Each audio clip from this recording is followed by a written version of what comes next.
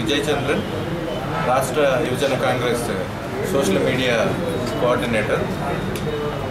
ప్రత్యేక హోదా అంశాన్ని టీడీపీ బీజేపీ ప్రభుత్వాలు పక్కకు పెట్టి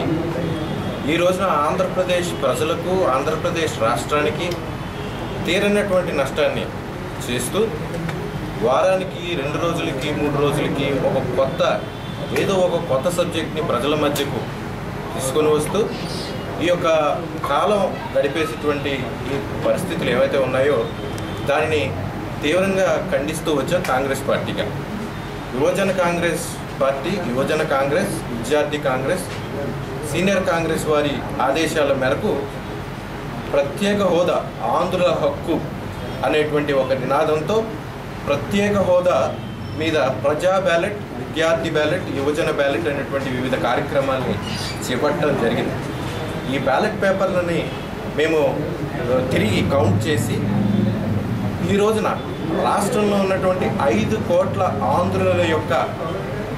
హృదయ ఆకాంక్ష ఈ యొక్క ప్రత్యేక హోదా.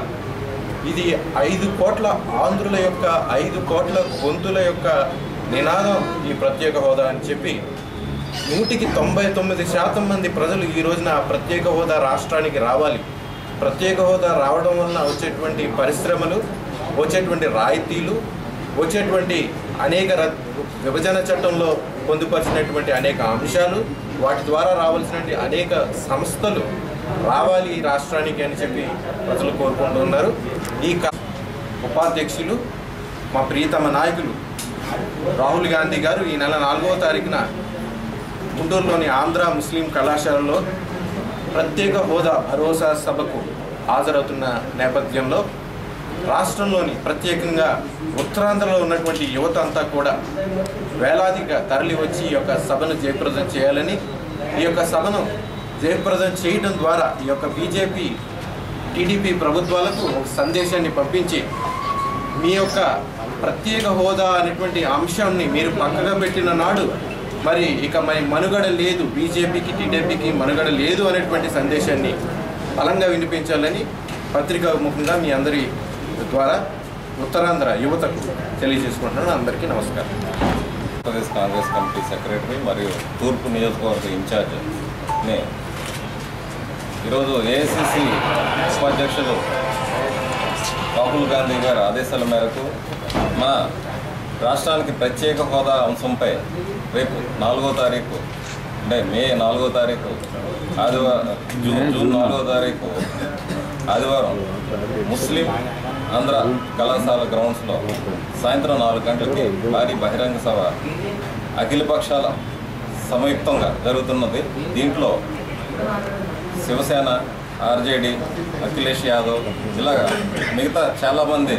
అఖిలపక్ష నాయకులందరూ కూడా పాల్గొంటారు. ఈ యొక్క ఆంధ్రప్రదేశ్ ప్రత్యేక హోదా అంశం అనేది బిల్లులోనే కాకపోయినా on the floor of parliament ఈరోజు మా యొక్క ప్రీతమ నాయకులు యూపీఏ 2లో ఇచ్చినటువంటి వాగ్దానాన్ని, చట్టంలో ఉన్నటువంటి అంశాలని కూడా తీసుకొని వాటిని అమలు చేయాలనే ఉద్దేశంతో ఈ ప్రత్యేక హోదా భరోసా సభని నిర్వహించడం జరుగుతుంది. ఈ ప్రత్యేక హోదా తాలూకా సభ ముఖ్యంగా అంశం ఏంటంటే ఈ 5 కోట్ల ఆంధ్రులు, 10 కోట్ల నేత్రాల తాలూకా ఆకాంక్ష అనేది ప్రజలు గుర్తించాలి. అలాగే ఈ యొక్క పాలకపక్షమైనటువంటి బీజేపీ, టీడీపీ ఈ రెండు ఏవైతే ప్రజలను మోసం చేస్తూ వస్తున్నాయో వాళ్ళకి కనువిప్పు కలిగే విధంగా రేపు జరగబోయే బహిరంగ సభకి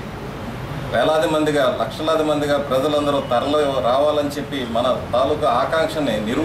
మనం చూపించాలనే ఉద్దేశంతో మేము ఈ యొక్క పత్రికా విలేకరుల సమావేశం ఏర్పాటు చేయడం జరిగింది.